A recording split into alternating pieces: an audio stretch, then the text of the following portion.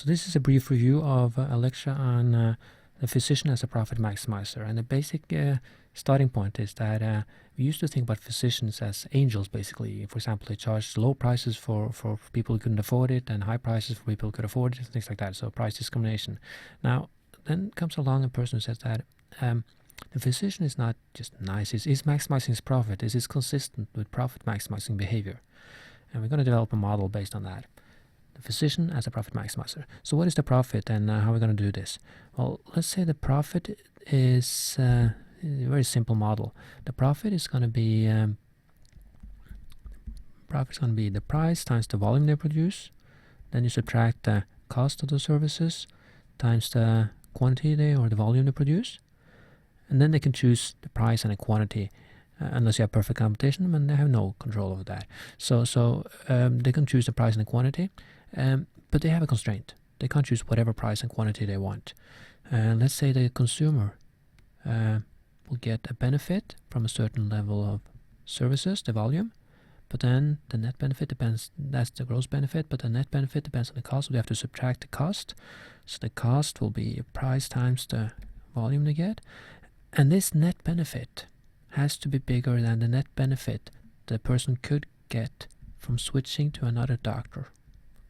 So that constrains the doctor. He can't charge whatever price he wants, because if he charges a high price, then the consumer can switch to another doctor and get a certain level of utility here. And this is what constrains the physician as a profit maximizer here. So we're going to develop this model into 4 different directions. First of all, we're going to see what happens if you have perfect competition. Perfect competition in this market. The second is, what if you have imperfect competition? The third will be, what happens when you have fixed prices and you add copayments. Fixed price and you add copayments. The fourth thing is what or how to include quality in this framework.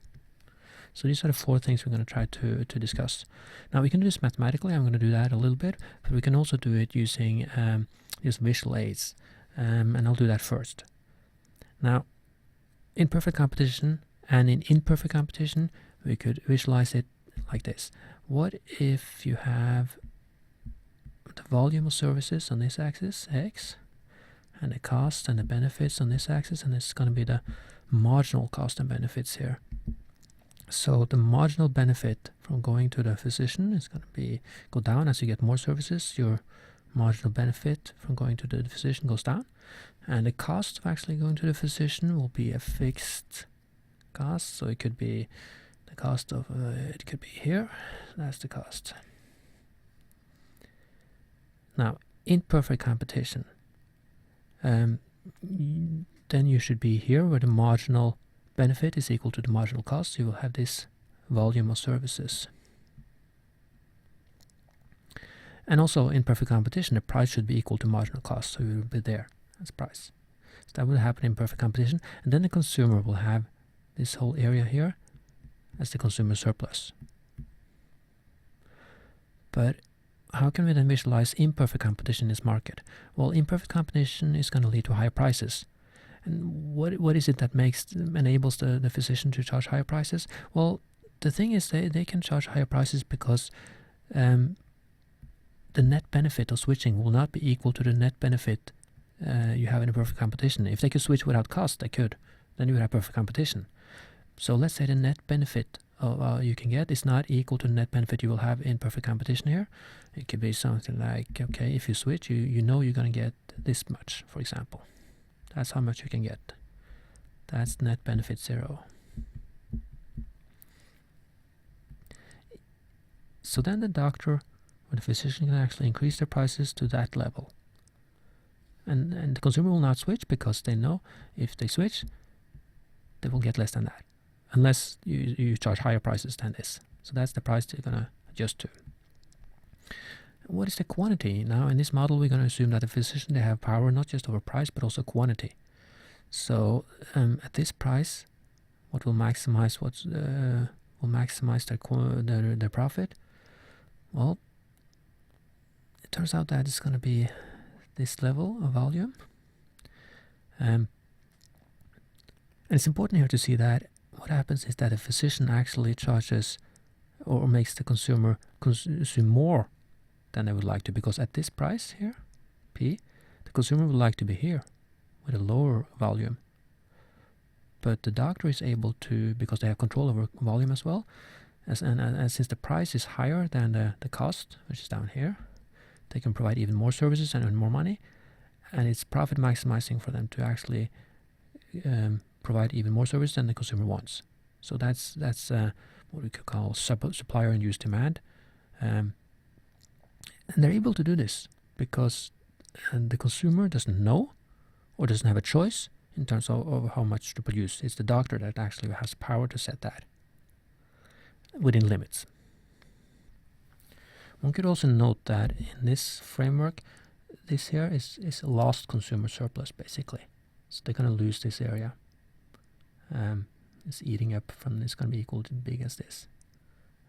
Because at this point, the consumer is getting something, getting a service, but they're having to pay more than they actually benefit from that service. So the doctor will get this, but this is a loss for the consumer.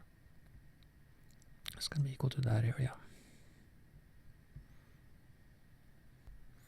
And also one could note that the doctor will charge different prices for different people depending on their outside options, the net benefit they could get from switching. So if a person has high cost of switching and they get very little, then the doctor could actually charge a high price from that person. Another person which could easily switch a doctor and get the same utility, then they will charge a low price from that person. So in this model then we could visualize both the perfect competition result, which would be here, and the imperfect competition, they charge higher prices here. What then happens if you fix the price and you add copayments to this model? Well, if you add copayments, and I'm going to draw a graph again because it's getting messy down there. If you add copayments, and going to have the volume of services there, cost and benefits there, and it's going to be the same here. You have the net benefit depending on how many services you provide. But now you fix the price. So let's say you fix the price. The physician is no longer allowed to just choose whatever price they want. And that's what actually happens in the real market. Both the insurance company or the government comes in and says, okay, we're going to pay you this for every single consultation. That's going to be the price. But often then in the insurance company, of course, then as a consumer, you don't have to pay the full price. You only pay a copayment. So let's say the copayment is going to be 10% of the price or something. So the actual price that you pay is down here. The theta is, for example, 10%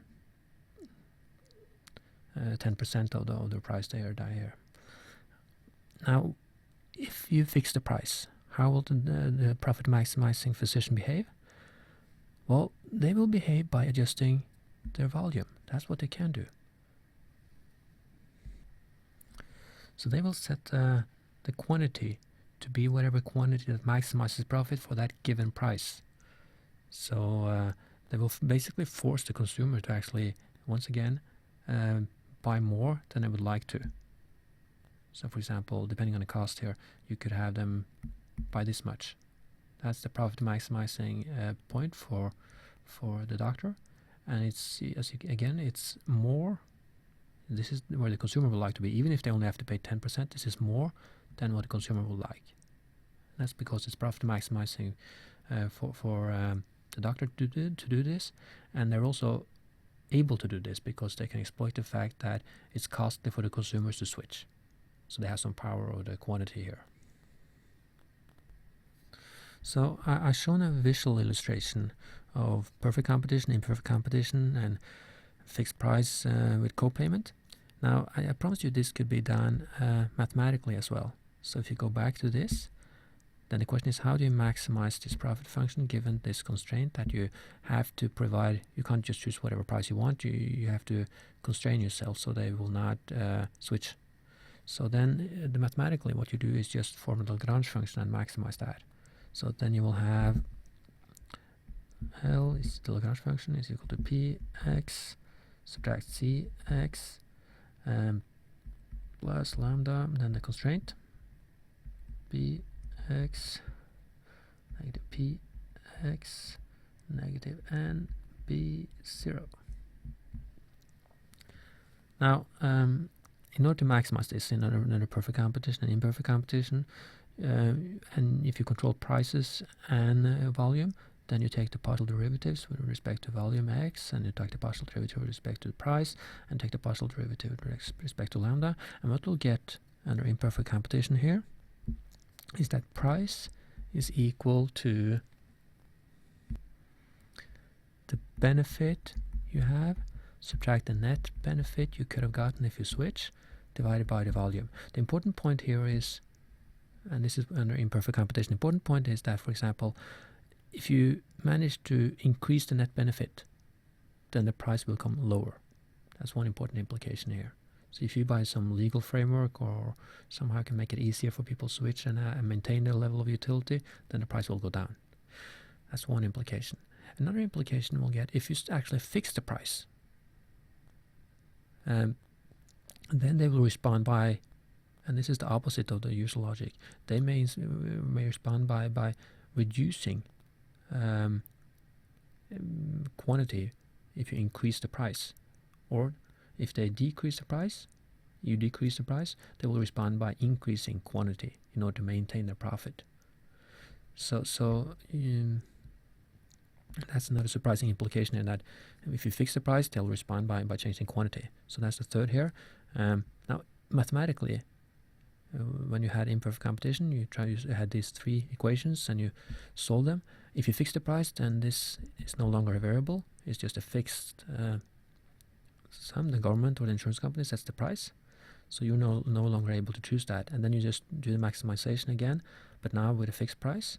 And what you will get is x is equal, now only the volume, and it's going to be the solution you'll get is, you have to see the details in the paper if you want to look at that.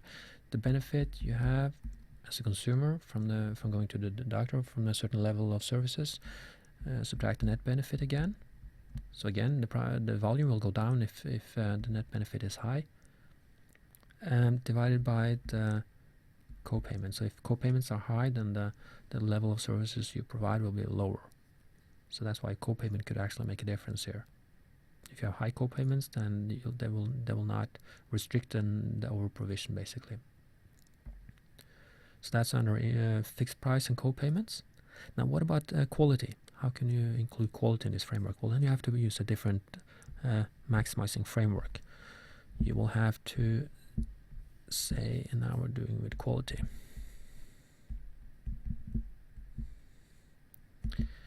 Let's say that the net benefit for the consumer depends not only on the price, but also on the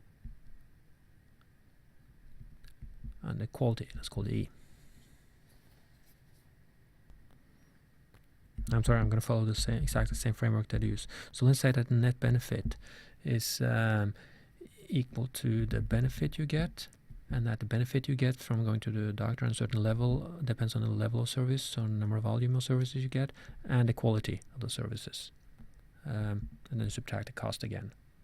Cost times the price.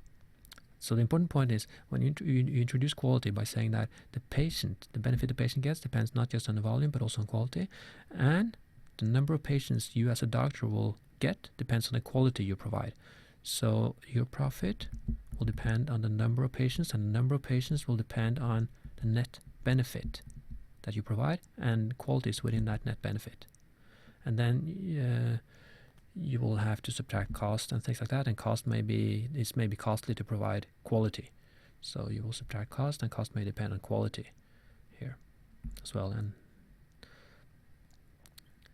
so that's the basic structure. Now the important point is, demand will depend on quality and cost will depend on quality. So you will make a decision about how much quality to provide. And it turns out that in this model, if you try to maximize profit, the profit maximizing quality depends a lot on how sensitive demand is to quality. The more sensitive the demand is to quality, the more or the higher quality you will provide. Which makes sense, of course. So that's the basic framework and the basic, very basic bones of the model here. The main idea is to look upon a physician as a profit maximizer instead of just a nice person who's who's taking different prices from different people. And when you look upon a physician as a profit maximizer under imperfect competition, you will have some important implications. First of all, they will provide more services than the customer wants.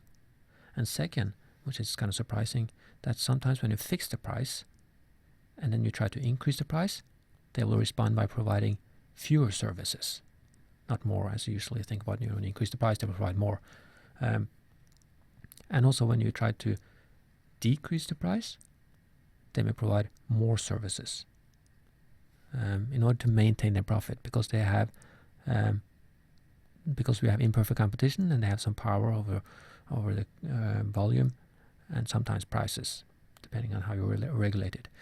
And these are surprising and interesting implications, and there are also some interesting implications with respect to the net benefit. If you could, in the legal framework, actually try to change the net benefit so it's easier to switch a doctor and it's less costly and things like that, and you're more sure that you're getting a good service and a new doctor, then that will also affect the prices in this market.